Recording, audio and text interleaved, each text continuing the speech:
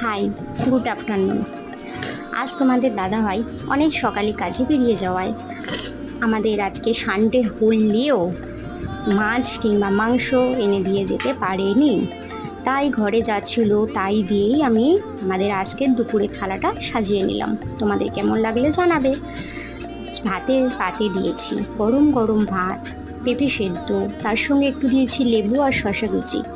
এইবারে করলা ভাজা, কাঁকরোল ভাজা, কলা ভাজা আর পটল ভাজা, তার সঙ্গে দিয়েছি একটা ডিম সেদ্ধ আর আলু সেদ্ধ।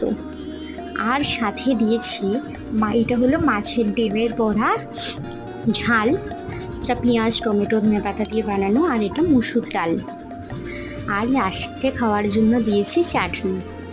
ভিডিওটি কেমন লাগলো জানাবেন। এই ধরনের আরও ভিডিও দেখতে হলে চ্যানেলটি সাবস্ক্রাইব করবেন। ভিডিওটি ভালো লাগলে লাইক করবেন, কমেন্ট করবেন। And tata.